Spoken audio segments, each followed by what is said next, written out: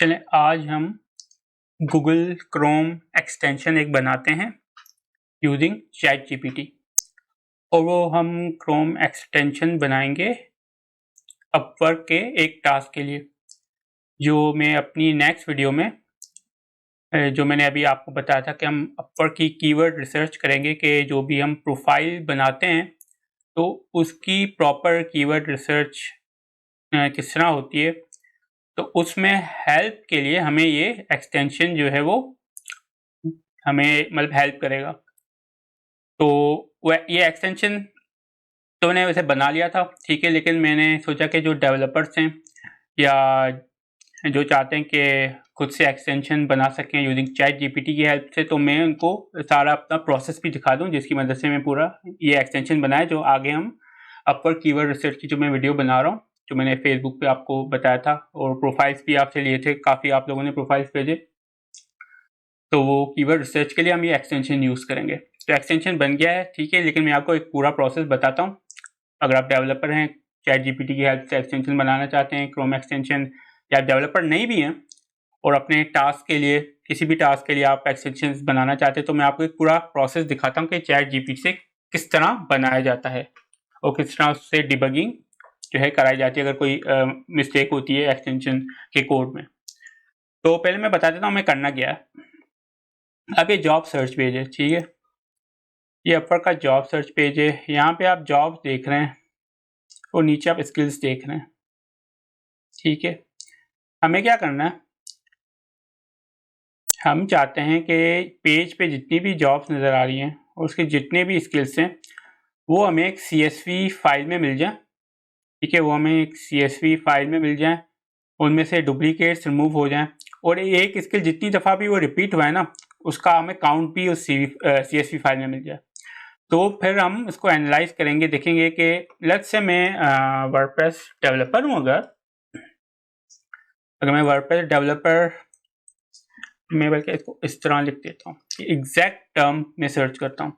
सो ये exact term मैंने search किया वर्डप्रेस डेवलपर की, तो मैं इससे देखता हूँ कि जिन क्लाइंट्स को वर्डप्रेस डेवलपर की ज़रूरत होती है वो जब जॉब पोस्ट करते हैं तो कौन से स्किल्स सेलेक्ट कर रहे होते हैं, ठीक है, वो कौन से स्किल्स जो कॉमन स्किल्स हैं जो वो सेलेक्ट कर रहे होते हैं।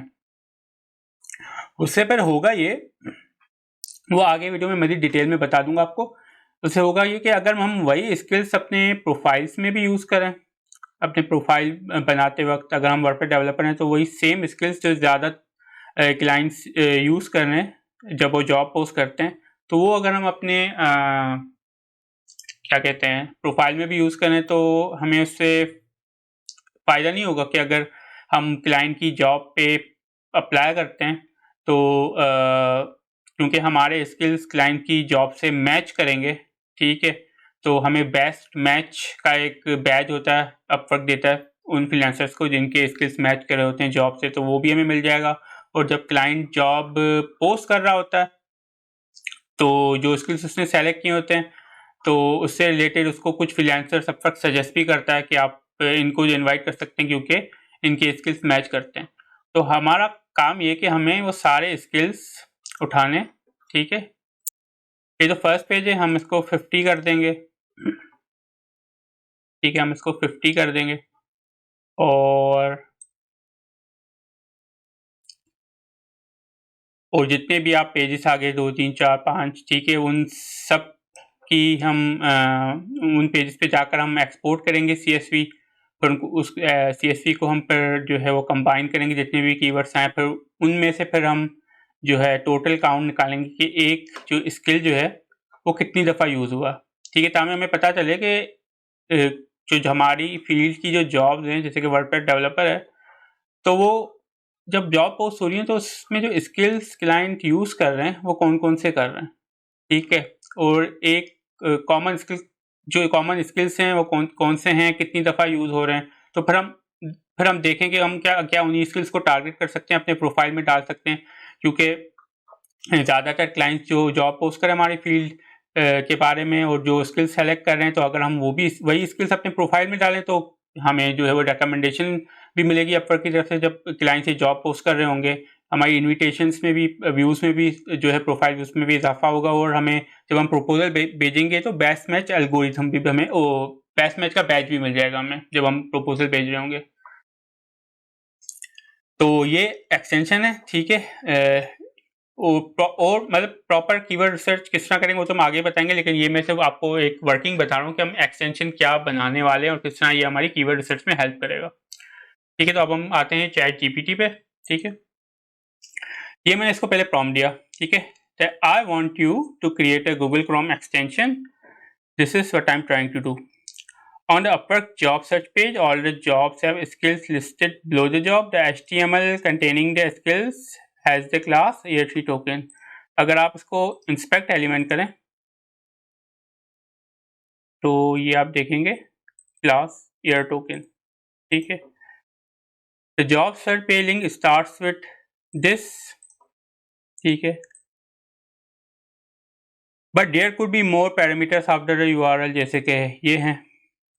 ठीक है, so the extension should run on all the URLs starting with this link. The extension will have a button called export skills. When I click on that button, it should grab all the skills from the point one above, remove duplicates, count the number of times each skill was found and export a CSV file with this format। और ये skill और times found ये format है। मैंने बताया do you understand। ठीक है, उससे पूरा ये एक्सप्लेन किया जाए। I understand what you are aiming to achieve Google Chrome extension, इसने बिल्कुल सही समझ लिया। उसने ये भी बता दिया कि कौन कौन सी फाइल्स होती हैं। ठीक है, और उनको एक्सप्लेन भी कर दिया कि ये एक्सटेंशन जो हम बना रहे हैं उसमें ये फाइल्स हम यूज़ करेंगे। ये ऑप्शनल होगी, ठीक है, इसकी ज़रूरत नहीं थी वैसे। I can guide you through creating each part of this extension. Would you like to start with the manifest file which sets the foundation? मैंने कहा please proceed. Let's begin by creating the manifest file for your Chrome extension. This file named manifest.json defines basic settings.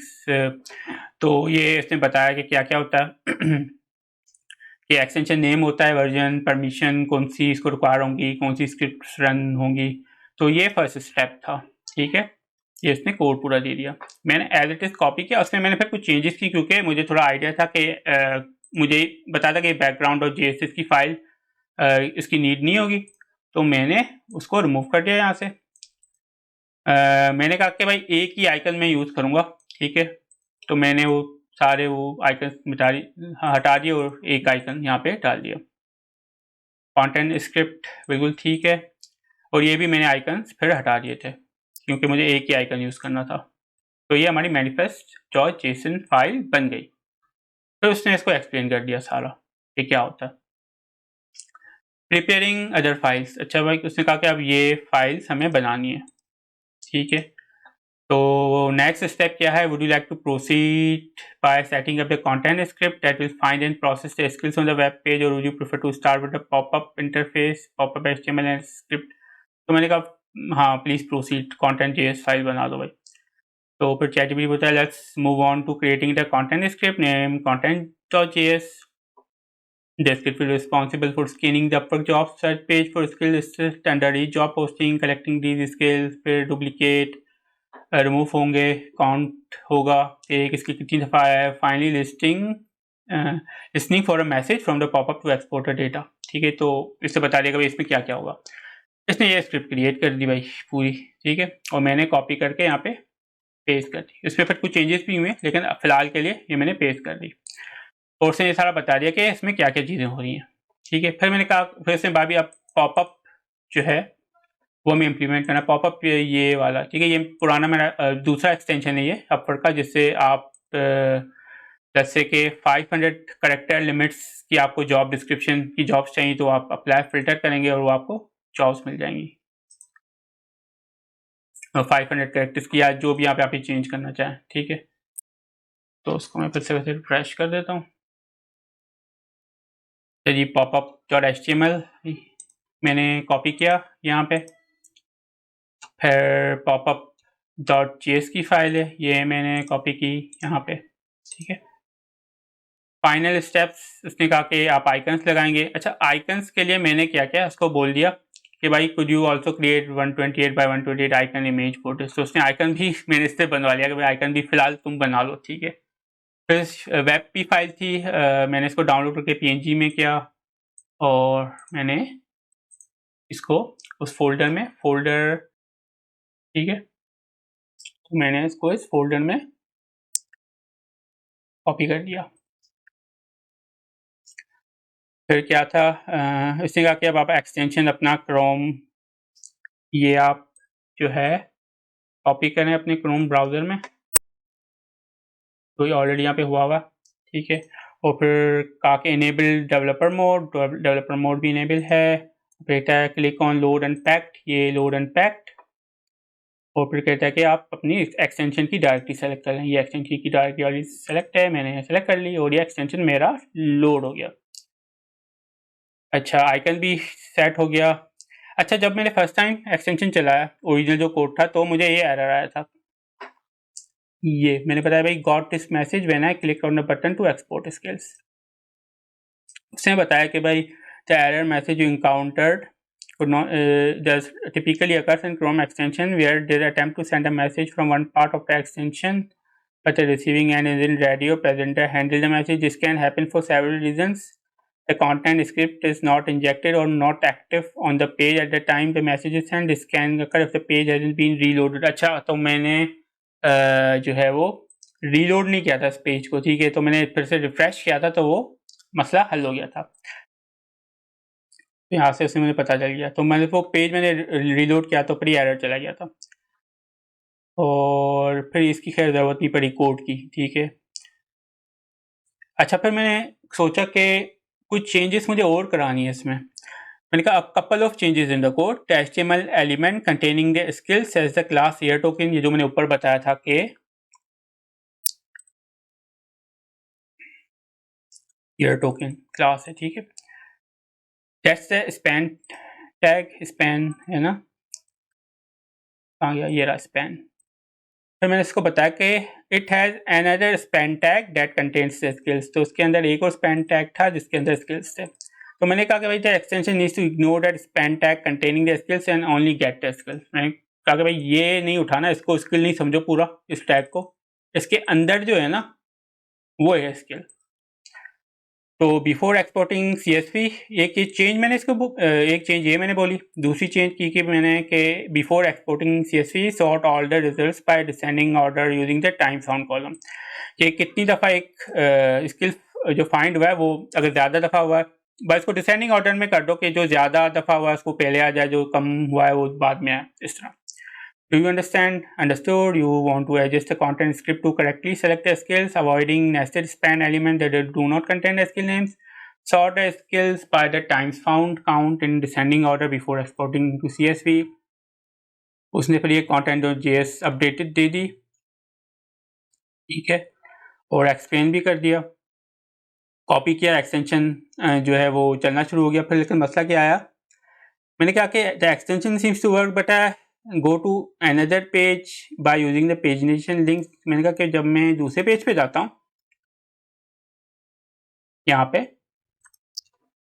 और फिर skills export करता हूँ तो वो मुझे same skills की दे रहा है जो उसने पहले पेज पे मुझे दिए थे। मैं दूसरे पेज पे जाता हूँ, तीसरे पेज पे जाता हूँ तो स्किल्स दूसरे तीसरे पेज से नहीं आ रहे, वो पहले पेज से जो उसने एक दफ़ा दे दी वही आ रहा है।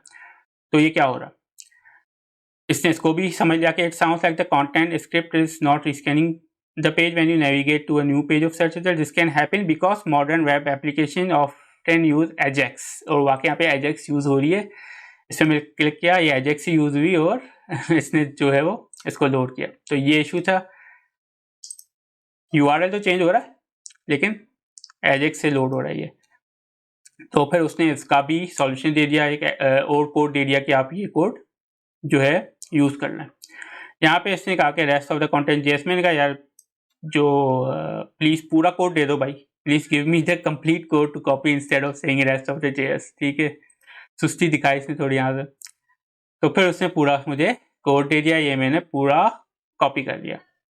फिर ऐसे ही थॉट आई, मैंने कहा ये जो कोड मैंने यहाँ पे चेंज करवाई है इससे पेजिनेशन का जो मसला था, तो क्या वो हम बैकग्राउंड और JS फाइल यूज़ कर सकते हैं उसके लिए कि बैकग्राउंड में वो चेंजेस डिटेक्ट हो जाएं। उसने कहा कि using a background script to track page changes can be a more efficient way to manage the state and behavior of extension. However, the background script itself does not have direct access to the DOM. तो मैंने कहा छोड़ दो, फिर ऊपर जो change चल रही है उसको चलने दो। तो उसने ये कोड दे दिया, लेकिन इसको मैंने इग्नोर कर दिया, इसकी ज़रूरत नहीं थी।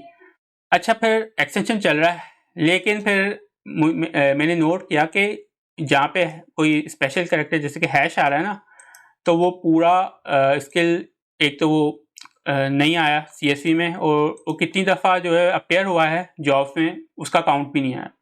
तो I notice that if a skill name contents hash such as C#, the CSV ignored hash sign and also didn't add any number in the time found column. ये भी समझ गया वो, the issue you are facing is likely due to two factors. Special characters in CSV might be causing issues because there's a special character quoting, comma separation. If a skills contains a comma, new line, it must be enclosed in double quotes. तो उसने मुझे एक और ये code function दे दिया कि आप इस फंक्शन को अपडेट कर दें, और एक्सप्लेन भी कर दिया कि क्या हो रहा है, फंक्शन को अपडेट भी कर दिया। अच्छा, यहाँ पे मैंने गलती ये मेरी गलती थी कि फंक्शन नीचे आ रहा है ना, तो मैंने ये पूरा यहाँ से कॉपी किया था, और ये जो नीचे लाइन है ना, इसको भी मैंने जो है वो पूरा कॉपी करके यहाँ तक ये फंक्शन पेस्ट कर दिया, और ये लाइन जो थी ये भी डिलीट कर दी मैंने। ठीक है, तो मैंने जब कोड रिप्लेस किया तो मेरे पास फिर से ये एरर आ गया कि भाई ये फिर से एरर आ गया मेरे पास। मैंने तो ये कॉपी किया, सिर्फ ये कोड कॉपी किया, लेकिन सिर्फ ये फंक्शन मैंने कॉपी नहीं किया था, मैंने नीचे इसको भी डिलीट कर दिया था। पूरा मैंने ये कॉपी किया था और पेस्ट कर दिया था, तो ये फंक्शन तो आ गया, लेकिन नीचे वाली ये लाइन डिलीट हो गई, तो उसने फिर से एरर दे दिया। और फिर नीचे मैंने इसको बताया कि भाई ये फिर से एरर आ रहा है, ये मेरी content.js की फाइल है पूरी। तो उसने कहा कि ये एरर जो आ रहा है वो इसलिए आ रहा है कि ये मैसेजिंग पार्ट जो है वो मिसिंग है। तो उसको वो भी पता चल गया कि भाई मैसेजिंग पार्ट जो है मिसिंग है। ठीक है, उसने फिर ये मैसेजिंग पार्ट भी मुझे दे दिया, और क्या कहते हैं,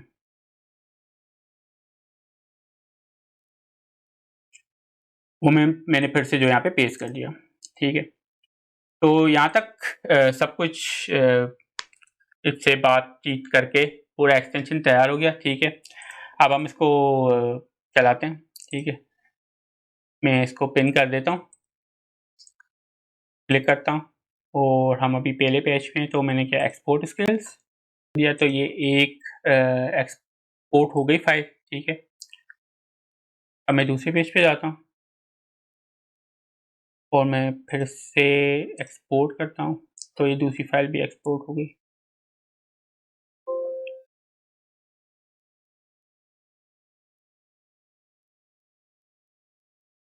ये फर्स्ट पेज की है, ये सेकंड पेज की है।